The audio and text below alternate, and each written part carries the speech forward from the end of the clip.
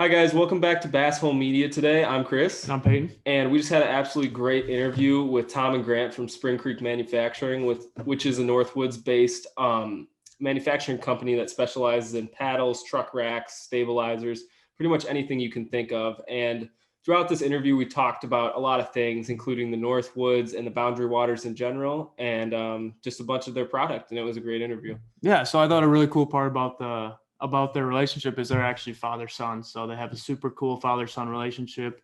I think they handle it really well, just like co-owning the business together and just how they bounce ideas off each other. So if that sounds interesting to you guys and you guys want to check out the interview, it'll be coming up here.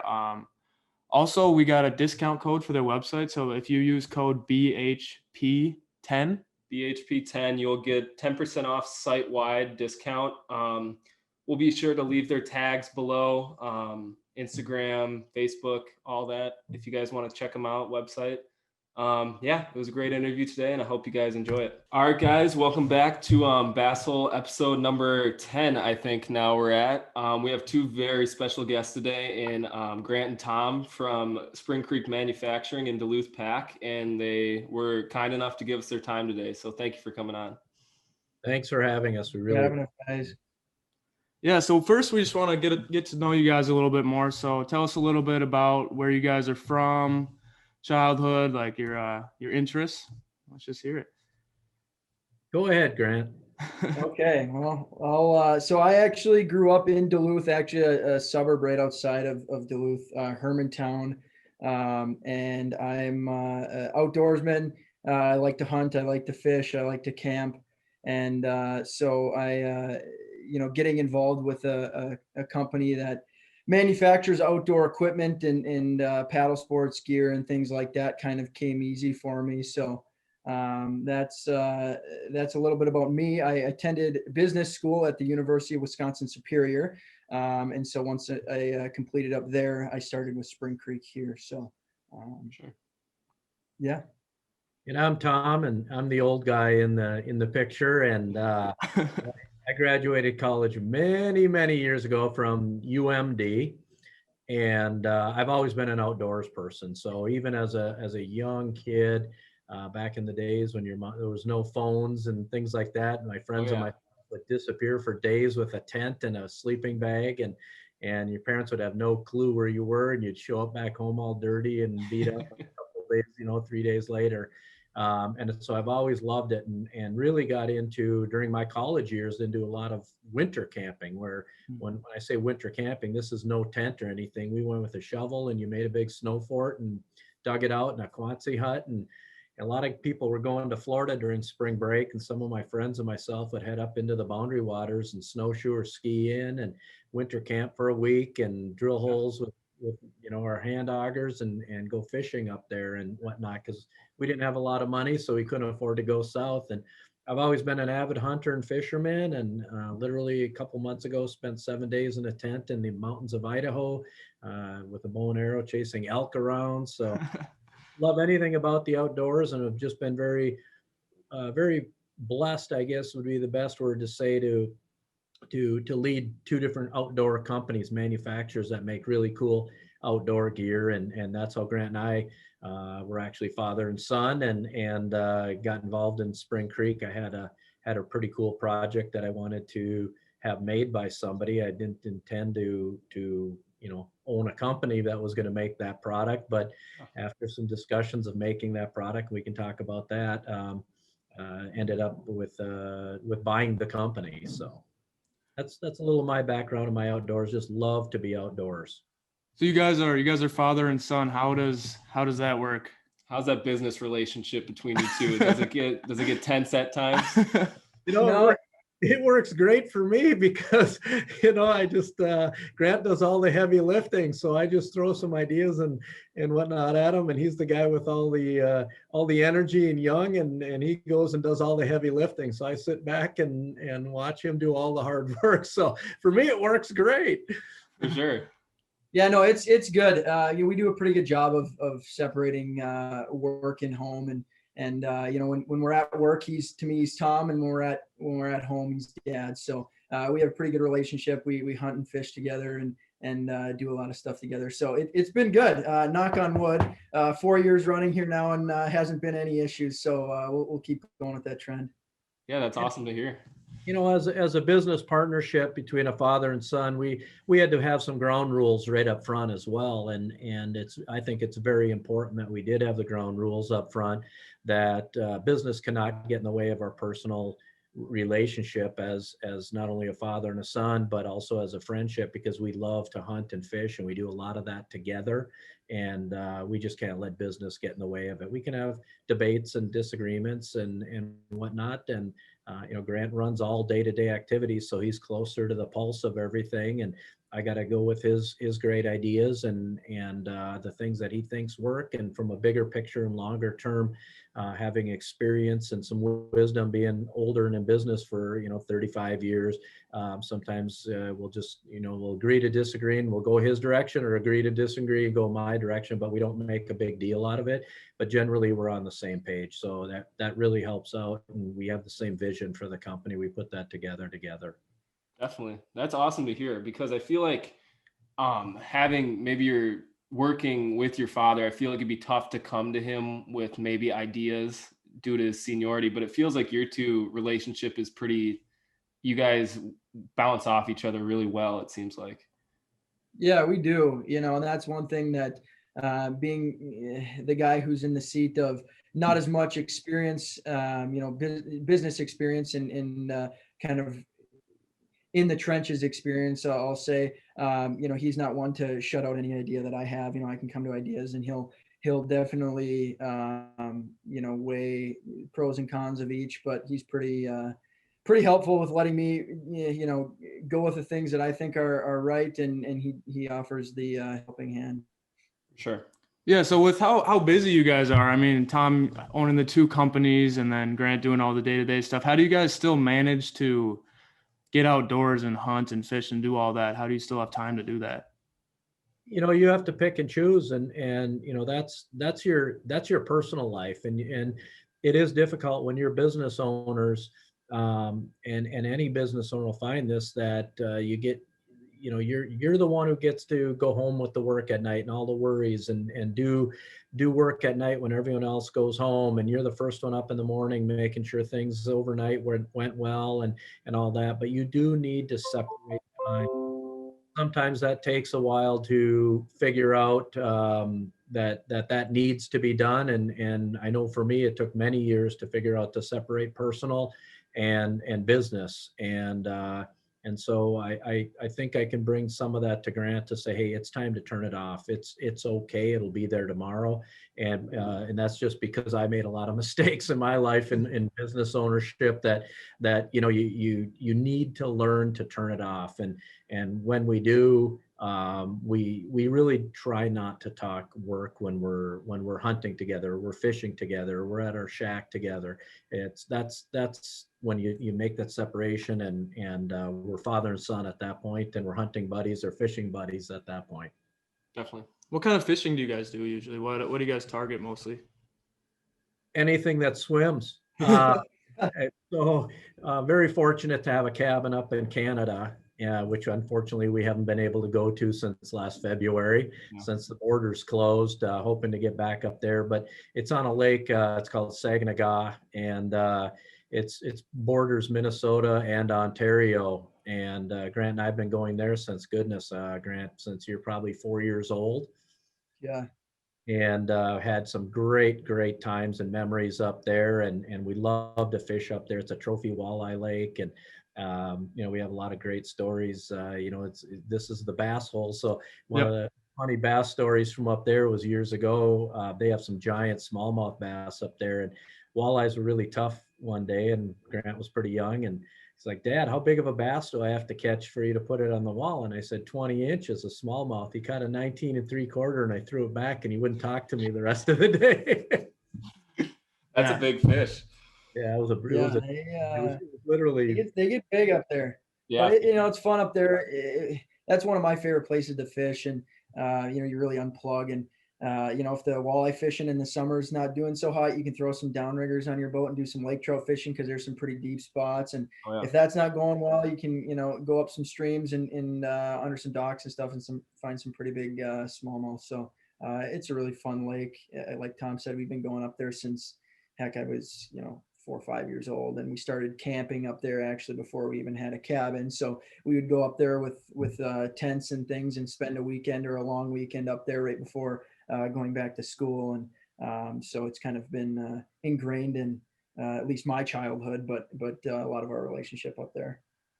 Definitely. I think like you guys, especially being a little bit up north and being around Duluth, it seems like the perfect place to decompress from work. You have so many activities you can go about. And I think that's what kind of I think plays in a little bit to the company too, is it's just got that northern company feel. I feel like a lot of the things you guys do have that northern feel. So I think for the viewer that's watching that doesn't know exactly what Spring Creek Manufacturing does, can you give them maybe a broad conceptualization of what the company is all about? Grant, why don't you go into the history, because you got that down pat. Yeah. So Spring Creek, it was founded in the 1980s, 1985, but in Mountain Iron, Minnesota. I don't know if you guys are familiar with that area, but it's on the Iron Range. So a little bit southwest of Ely, kind of the heart of the Boundary Waters. And it was actually founded by a science teacher, high school science teacher. His name was Ted Newberg at the Mountain Iron High School. And he avid outdoorsman. He did a lot of camping, fishing, hunting, things like that, but he would go to the Boundary Waters all the time. And he, believe it or not, I actually just spoke to his wife last week. She had filled me in on this, but he used to have the darndest time portaging canoes because he was a little bit slender shouldered. And so they would always hit him in pressure points on his neck when he would be carrying and portaging canoes. And so, believe it or not, he used to wear, again, I just found this out last week, he used to wear old high school football pads when he would portage canoes, try and take some of the pressure off those pressure points and the uncomfortability of portaging a canoe. And so over, many different designs and things, came up with what was our first product. It's called our canoe seat yoke. And it's essentially, just as the name says, is a tandem canoe seat, but then you can rotate it and flip it over and it's a canoe yoke. And there's no pressure points with a traditional yoke bar. It's kind of free floating, and you can adjust the pads based on your shoulder width and kind of where it's comfortable on you. And that's what started Spring Creek. And that product was patented and launched in 1985 in, again, Mountain Iron. And the company started in the Newberg garage, where they were, it's funny, they'd have to open a window in their garage to cut the lengths of aluminum to size and bend it. And that's kind of what started it. It was a family company. And then Ted's two sons, Steve and Chuck, got on board, and they were doing a lot of the designing. And then through a lot of different, suggestions and recommendations from customers and things, that kind of grew the product line. And then they expanded upon the, outside of the garage and bought an old Anderson Chevrolet dealership right down the road. And that's actually the building that the shop and office space that we occupy present day. So there's the history of Spring Creek is in the outdoors, and again, being founded upon a product that's used directly for propelling and portaging a canoe. So and then like Tom said earlier, just kind of grown from there. And the different products that we do offer are from suggestions with customers. There's another product that we have. It's a really popular item. It's our stabilizer float packages for canoes, kayaks, supboards, John boats, and they're really popular with fishing in canoes. And you know how sometimes they get a little bit tippy, especially if you get two guys in a canoe and one person moves really quick to grab something, or you're leaning over to land a fish. It can be a little bit subject at times. But believe it or not, that product was designed because Ted, the founder, one of his good friends and colleagues, actually, he was the physics teacher at the high school, was duck hunting out of his canoe and tipped it, and he actually ended up drowning. And so then that kind of dawned the idea to make these stabilizer floats, so that others who enjoy duck hunting out of canoes or John boats, or are a little bit more not as fleet of foot, they don't have to worry about capsizing. So it's something that again, our product lines expanded upon from the voices of customers and different things that have happened in our history. Yeah, and I think that's such a great idea. And I think right when we met you guys, we obviously did a little research and kind of went through your guys' products, and me and Peyton like to go kayak fishing a lot too, besides our boat. So every time we land a fish, we feel like we're just gonna tip out of the kayak. And then we saw those stabilizers for the canoes on your guys' website. I'm like, this is literally a genius idea. And I thought right back to fishing on that. Yeah, it really is. I mean, I know when I was first got involved with Spring Creek, I knew about them, and it's one of those things you look at, and it's like, how much stability does it add? And once you use them for the first time, I mean, I was absolutely blown away with how much extra stability you get. I mean, it is. It's truly incredible. You can lean over and land a fish, and you don't have to worry about all of a sudden having to grab onto the gunnels because last minute some jerks for you, and it's pretty crazy. Last summer up in Canada, a friend of myself portaged a canoe with a stabilizer set into a lake back in the boonies, and it's a lake that you can motor on. And so we also put one of the motor mounts from Spring Creek on the canoe, and we were going across the lake. And after we were walleye fishing for a while, I said, let's see if we can flip this canoe. It was like 85 degrees out. Wouldn't recommend doing that, by the way. No, we don't recommend it, but hey, I'm part of the company, so I was like, let's see if we can flip this canoe.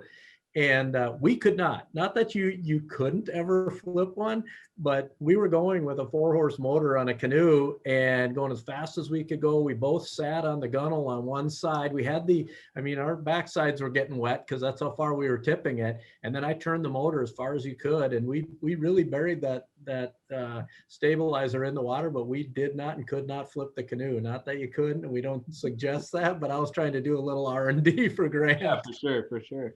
That's awesome to hear. That's cool about the motor mount. Because we always see people out on the lake with like canoes and like little motors, and we always like how does that work? Tell us about that product a little bit.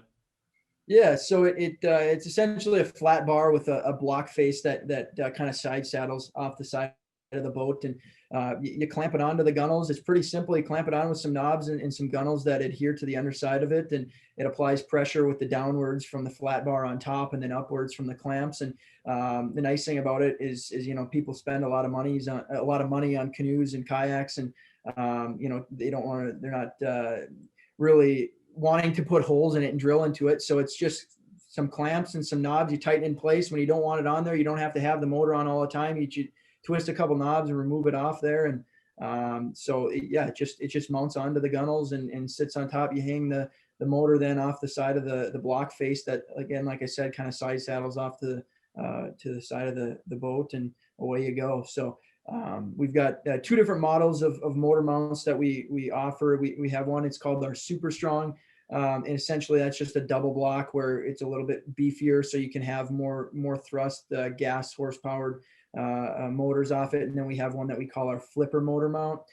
We recommend using that one with like the Minn Kota style electric trolling motors. And what that does is if it's on a hinge, so the block's on a hinge where if you were to run aground, you were to hit a log or a rock, that sometimes when you're going across and it gets real shallow real quick, it actually flips it up so it won't it won't damage the prop. So I know people spend a lot of money on those motors, and so again, that one we recommend with electric trolling motors because it's not as beefy as that can handle the like the real higher horsepower gas thrusts. Yeah, for sure. So it was good to hear about some of the product, but now moving into more of the business side, I guess this is a question for both of you guys, but being higher ups in a company, what do you think makes a successful company? What are some of the key aspects that you have to communicate to your employees? You want to run with that, Grant, or you want Go ahead and take that one? The one is that they know the mission and the core values of your company. That is so key. And at Spring Creek, really we build a premium product. We build a high quality product that's made in America, and they need to know that. And they need to know that we're not looking to build the cheapest product out there. We're looking to build the best product out there, and it's made in America. And we're very proud of that. And we want them to emulate that in everything we do. It doesn't really matter whether it's manufacturing the product or it's our shipping department. We have to have quality shipping processes in place to make sure that the products show up to the customer the way that the customer expected, because they paid a lot of their hard-earned money for it. And that's what we have to do, is really be customer centric and listen to our customers and meet the customer's needs, because the customer is truly the person that pays all of our bills. And we have to meet their needs and listen to them as much as we possibly can. So, but from the core value side, it's always making the product here with our employees, American labor in our shop, and then also making sure that it's the best quality possible out there. I think that's really cool what you guys have kind of been touching on, it, how you guys take like your customers' feedback and put that into new products. So how, if someone kind of has a suggestion for a new product, how would you guys go about like turning that into a reality, or seeing if that's a product you'd actually be interested in creating? So first, we look at it and it would be, okay, what's the market for this product, and then the feasibility on our side from the logistics internally, and okay, how can we do this and make it cost effective on our side of things, but then make it cost effective on the customer side of things, because you could have a product as simple that you make as I don't know, I got a clipboard sitting in front of me. You manufacture a clipboard, but if it costs $400, is somebody going to buy it for $400? Probably not. So that's where you have to have it make sense for internally, logistically, for the business standpoint, but then also for the customers.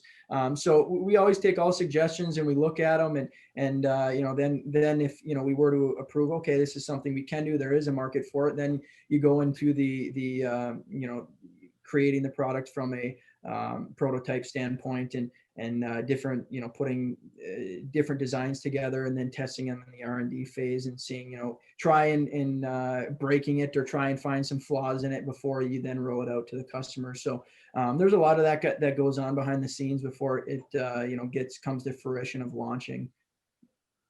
One of the interesting things that we've done at Spring Creek from that standpoint is, we not only build the paddle sports gear, like the stabilizers and the drop-in seats and the yoke seats and the canoe and kayak portage carts and all those kind of things, but we also make car and truck racks. So you can put your canoe on the roof of your car or truck. You can put them, the suction cup racks or what have you. And we had a lot of contractors that were talking to us early on that were like, hey, these things are way overbuilt. These are incredible. And not only that, but you can move them from a Ford to a Chevy to a Dodge. You can move them from an old truck to a new truck, because we made them so they were modular, move in and out and up and down. But they were overbuilt. They were so strong that it's like, yeah, you could put 20 canoes on the roof of this truck and the thing's going to handle it.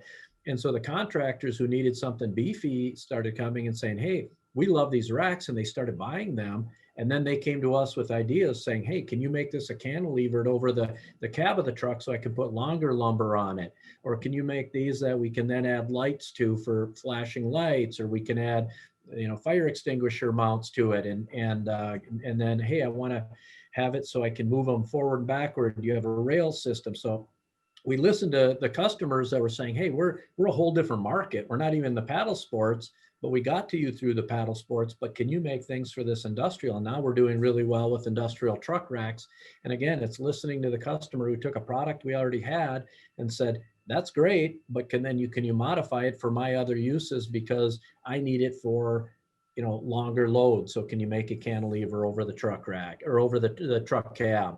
And so we did that. And that's how we came up with prototypes. And then usually on something like that, we'd try them on our own pickup trucks first. Like, hey, you better make it right, or you're going to damage your own pickup truck. And we don't want to do that. And we've opened up a whole new market. And then we had people who already had them and said, could you make us a headache rack? And so now we're in the business of making headache racks. And the beauty behind the products at Spring Creek is that they're all anodized aluminum. And so they're not going to rot, they're not going to rust, they're not going to weather. And so you're going to have them for years and years, and you can move them from the truck you bought today. And if you turn it over in 3 years or 5 years or 10 years, you can take this truck rack off and put it on the next one. It hasn't rusted or rotted, and it'll fit. You don't have to buy it individual truck model year specific. So that's an example of where we listened to the customer and started making prototypes to meet their needs, because they proved to us that there was a market out there for it, and they've proved it because they've been buying them. Definitely. I mean, That's just incredible. I would have never thought that a truck rack like that could be universal to, you said every single truck it's universal to? Yeah, and that's one of the selling points, and Grant's worked really hard on that. And Grant, you can take off with it if you want, but that was very important to us that, people, we're just regular people and we have pickup trucks. And if I put a rack on it and I buy a new truck in 3 years from now, gosh, I don't want to have to spend that kind of money putting a new rack on. So Grant and his team, and Grant, you can go with it, worked really hard to make sure that it would work for every model and every make, and they could adapt to it. Yeah, that's some of the nice things about our rack line specifically is there's no welding done on them. They're all component based, and the beauty of that is they're adjustable then, because you can take them. Whether you buy a pickup truck that has a little bit of more of a slender a slender box, to a wider box, to a shorter cab height, to a taller cab height, you can adjust them up and down, in and out, from make, model, year. Believe it or not, we had a gentleman who had purchased a set of racks back in the mid 90s, canoe set of racks. Yeah. And he swapped them out from his pickup truck that he had in the 90s to then the mid 2000s. And then I believe it was last winter, came in, he had just bought a brand new 2019 pickup truck. And it was the racks that he had lasted through his third pickup truck. He's just putting them on. They honestly look brand new. And I don't just say that as a person involved with the company. They truly look brand new. And that's the beauty of the anodized aluminum, as Tom touched on, is especially with the part of the country that we're up here with all the snow and the ice that we get and all the road salt that the trucks are dumping, most of the year, is that gets up on the rack. And if it's not aluminum, a lot of the times 2-3 years, you're going to have rust, you're going to have bleed marks on your truck. And then after the truck's, you're ready to swap it out, well, you might as well scrap the rack. Well, with ours being adjustable and being anodized, that you don't have to worry about that. So that's been something that's real key with our rack line. And then selling that, as Tom mentioned, to the different contractors is, they have a lot of money invested in their fleet of vehicles, whether it's one truck, whether it's 20 trucks. That's a lot of money there. And so then to be able to eliminate one expense, to have to turn over, a rack or rack and accessories every single time that they turn over a piece of their fleet vehicles, that's just an extra selling point. So. Definitely. Well, going on to kind of another different subject, obviously this pandemic has affected businesses in a lot of different ways, but how so has COVID affected Spring Creek manufacturing through this last year? It's pretty interesting, because when that first hit, and then I'll let Grant get into the details, but Spring Creek was not an essential business, which was horrible. And so we were forced to close. And even with being closed for quite a few weeks during the forced closure, they ended up growing 56% last year. And I think there's a lot of reasons to it, but I think the biggest reason is that people are hearing about the company. They're hearing about the awesome products. People want to get in the outdoors, but maybe you're an older person like me and you're not as comfortable in a kayak or a canoe. And so you're like, I still want to do those things, but I really don't want to flip over in the cold water. A lot of people that are either new to it or getting older really are buying our stabilizer units, and they've expanded that just tremendously this last year. And then as more families have wanted to get in the outdoors, I think that really helped out as well. And literally the marketing and talking to people like you folks on a podcast like this, where new people learn about us, and we're working hard to get the name out there and the products, because they're so great. Definitely. And so Grant, you might, you unfortunately had to lay your staff off and whatnot. You might want to talk a little about that and how you survived some of that.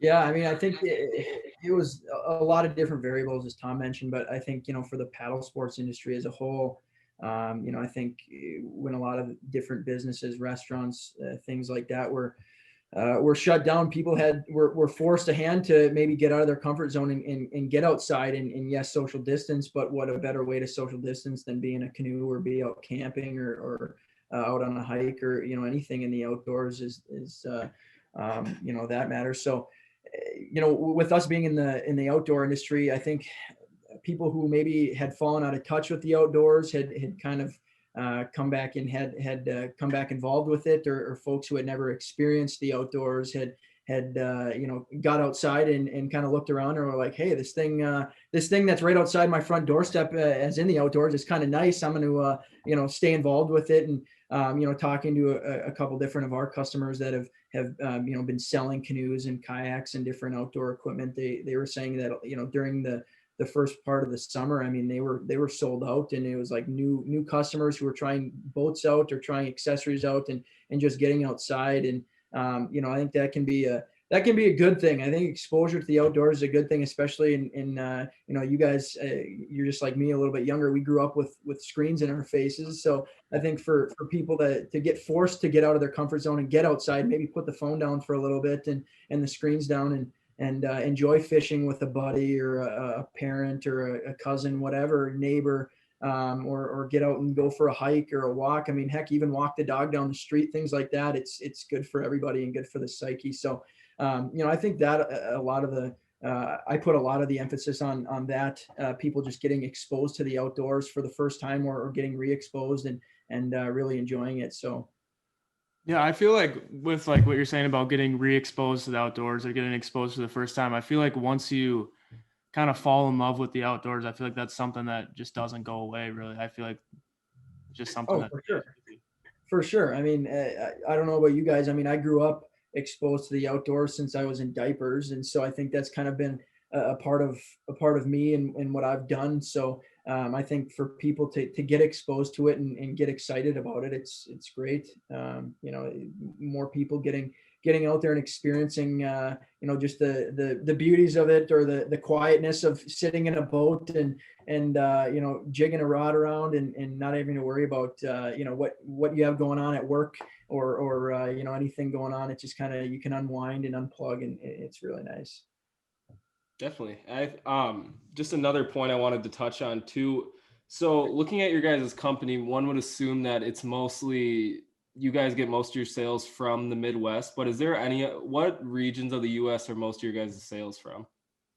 Well, I can tell you that Grant's been shipping a lot to Europe and Japan of late. So, we've really expanded out, and I think it's because it's such a unique company with unique products, and Grant has put the company out there that, hey, we're not just going to be stuck to the Midwest or just to Minnesota, that this need is pretty huge. I mean, an example of our stabilizer units, we sell a tremendous amount on specifically the Gulf side of Florida, where a lot of people now shark fish out of kayaks. And so we asked the guys, okay, I get the reason you don't want to flip your kayak. And they said, actually, it's not a too big of a deal when you're shark fishing and you're in a kayak, right until you need to unhook the shark, because it's catch and release. And so they go to unhook it, and that thing's thrashing next to their kayak. So people have loved it for that reason, because there's all that stability. They're not going to flip when they're unhooking it, doing something they love. And that's a new sport for most of the people there, and that is shark fishing. You're out in a kayak in shark waters. Yeah, it's a bad spot to flip, I think. Yeah, I don't want to be that guy. Especially when the shark's pissed that you just caught him and hooked him in the mouth. I don't think that's the best time to flip. That's called lunch. Right. So I know so me and Chris, we're kind of like an anomaly, I guess. Not many people our age, what you were touching on, a lot of people are really focused on screens and video games and stuff, and not many people are just like willing to go out and fish or go out and hunt. Up north it's a little different, but just kind of around here it's not as common. So how do you guys plan on marketing to like a younger audience and get the younger audience more involved in paddle sports and canoeing and stuff like that? I think, this is for both companies, but from a Spring Creek standpoint is to get the word out there, how fun it is to try something different, get outside, challenge yourself, get wet, whatever, and whether it's summer or winter, get outside and try something new. And you know what? You might just really like it. And so there's so many opportunities now with all the hiking trails there are all over, our country and all over the world, for people to get out and try something new And paddle sports is one of them, whether it be, canoeing, that's about the oldest school there is, but then kayaks came in, and then stand-up paddle boards. And, somebody like me who I really want to try that stand-up paddleboard stuff, but I don't have the agility I had as young fellas like you. I think when I'm going to go out in any type of swell in an ocean, I'm going to probably have a stabilizer kit, because otherwise I'll spend more time in the water than I will on top of the paddleboard. But I think it's just getting new people out there to try something, get out of your comfort zone, and make sure you market to that you can have a lot of fun doing this. And there's a different way to skin the cat than just getting in a kayak and worrying about tipping over all day. Definitely. And I think that was, me and Peyton both did Cub Scouts and Boy Scouts together, but that was really when we were introduced, I think, greatly to the outdoors. And we were always kind of in the same boat when we were like first testing out like the canoes and the kayaks and stuff. We're like, all we were focused on is just not tipping over in the canoe or kayak, and we really couldn't focus on enjoying it. So I feel like that's a really great piece of equipment to have for beginners, or even people who just want to enjoy it a little bit more. So how well did you focus on that, or were you upside down more than you were right side up? I think we definitely tipped a few times for sure. Yeah. I know I tipped one time with my dad in there with me, and he was not happy Yeah. about that. It's just one of those things, is if you stay calm, I feel like most of the time you're going to be all right. But it's really when you start to worry about it and start getting jittery, and I feel like that's when all the bad stuff happens. And That's when you have your unorthodox movements. I think you try to write for something, and Yeah. the next thing you know, you're wet. So Chris and I, we've never been up to the Boundary Waters, but we're kind of planning a trip to go up there this summer. What advice do you guys have for someone going up to the Boundary Waters for the first time? Pack enough food. No, I'm just kidding. Because sometimes the fishing's not as great. So that's one thing, to make sure you have enough food. But honestly, my recommendation for the most part would be, depending on what you're looking for. Are you looking for a long trip? Are you looking for one where you kind of set up a base camp? Depending on that. My favorite trips personally were always the ones where you have multiple portages and you kind of go a ways up there. I just think that almost is there's a uniqueness to that compared to just, going one or two lakes in. Not that that's a bad thing, but just for myself personally, going one or two lakes in, it's kind of similar to just hopping in a boat and staying on an island. Where this way, I mean, you're 3-4 lakes in, a couple of portages, you're way the heck up there, and out in the wilderness. And the further you get out there, the further portages you get, the less people you're going to see, because the harder lakes there are to get to. Not as much foot traffic then. So those are personally my favorite.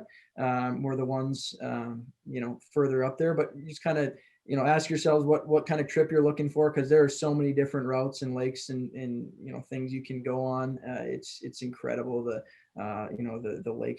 lake patterns they have up there. I would say start small. Your first time you ever try it, maybe don't go that hardcore like Grant and his buddies would like to go, 8 portages in on day one, or something like that. And start small, but enjoy every part of it. Even the tough portages where you're slapping bugs, everyone thinks it's horrible, but it's part of the experience. And it's like, okay, we got to get across this portage and back out into the lake on the wind.